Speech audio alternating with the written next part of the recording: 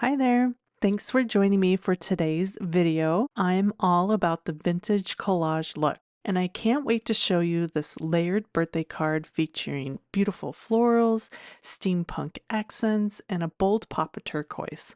All of this using Unity Stamp Company's stamps, paper, and dies. So let's assemble this card and create something truly unique. I'm starting out with some paper from the Steampunk Fairyland paper pack from Unity. I have one sheet trimmed down to the size of an A2 card base, and then I trimmed out another piece and then I stamped on top this beautiful rose background. It's the background of the month stamp for December 2024, and it's just gorgeous. And I love the way that it layers over that pattern paper so you can see the texture and pattern through the stamp. I stamped that using some Tranquil Teal Gina K ink in this really vibrant teal color. And then I'm just going to die cut these down using the scallops and rectangles dies. They layer perfectly and I use them all the time. And I just love the way that they start out the base layout for your cards. Next, I'm going to die cut an arch from the center of a piece of craft cardstock. I'm going to use that as my card base and I'm going to cover it up later. So I might as well use the center of that craft cardstock and not waste it. And then I'm die cutting the Happy Birthday from the Happy Hello die collection set from Unity from some coordinating teal paper. This is by Paper Studio, which is from Joann's. All right, I die cut all my layers and this is the beginning of our card. I have all my die cuts ready to go. Now I have another piece of that Steampunk Fairyland paper, and I love these pattern papers that have all these little elements in them. I don't always know how to use them whole, like on my card base, so I thought I'd just use the elements from the background paper and I'll save all those leftover pieces to be used later. I like to stamp sentiments and things like that, or use it as an accent piece behind my layers. So that way the whole piece of paper is going to be used. But for now, for this card, I'm going to just cut out some ephemera and then we're going to layer those onto our card. And I just like how this really pulls those elements out from the pattern paper and makes them kind of a star of this card while still being incorporated into our whole design. Aren't they beautiful? I'm just really excited to incorporate these into the card. Now you could leave each of these layers plain, but I'm going to go ahead and add some ink blending. I just think it helps those ephemera layers kind of blend into the background, but they would look beautiful without it as well. I'm just an ink blending fool, so I like to add that distressing to all the layers. I'm just going to use a blending brush. You could use those foam applicators. I go back and forth. I'll use them both, but I just grabbed my blending brush and I'll go really lightly around all the edge of each die cut layer. And then I'll kind of come back in and add a heavier blend to areas. I just like the contrast when I have like a little dark area next to a light area. So it kind of looks aged and it's just a little more interesting. It's not perfect. It doesn't have to be perfect. And that's why I like distressing too. It kind of hides all our imperfections. So here we go. I'm just continuing on. I'm ink blending around each layer.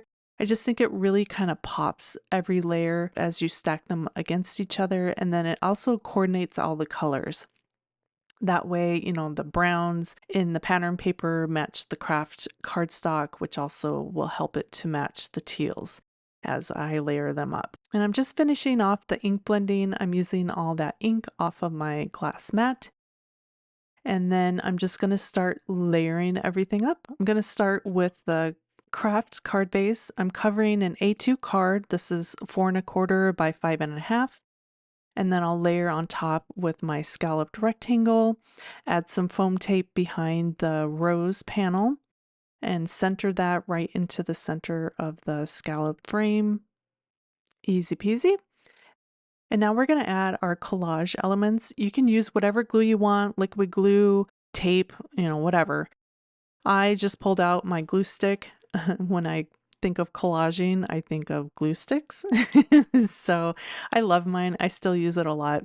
Just going to add some glue all the way around that element and then line it up in the corners of my card. That's why I picked these particular elements, because I knew they would line up on the sides and the top and the bottom of my rose panel here.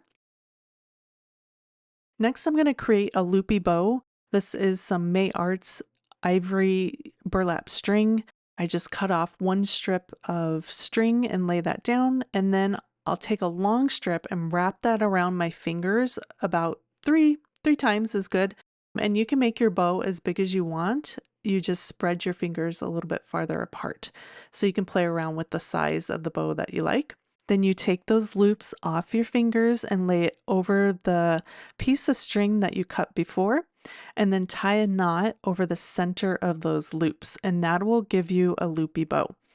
Now you want to take the string that you tied the knot with, and you can slide in a little mini clip. This is like a little mini paper clip, which is super cute, and then you just tie another knot. And now you have a way to adhere that little loopy bow to our tag. Now you have two tails, and I'm going to deal with that later. You can leave both tails, which is kind of cute, but I tend to cut one off. But I'm not going to do that right now. I kind of want to see how it looks on my card, and then I'll make that decision later.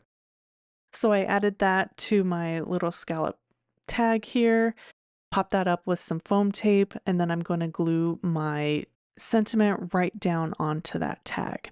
And I like to use a tweezer to kind of move those pieces so they're nice and straight. And then last, I'm going to add a few matte gold pearls. You could use whatever element you like. You can do sequins, gems, whatever your little heart desires that goes with your card design. And now I'm just going to snip off one set of tails, and then I'll shorten the others to the length that I like.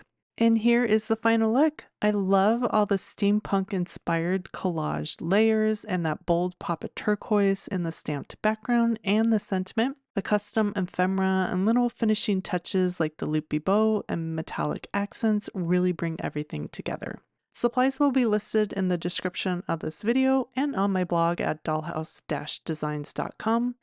Thank you so much for creating with me. I hope you were inspired, and I'll see you again soon for another video. Bye.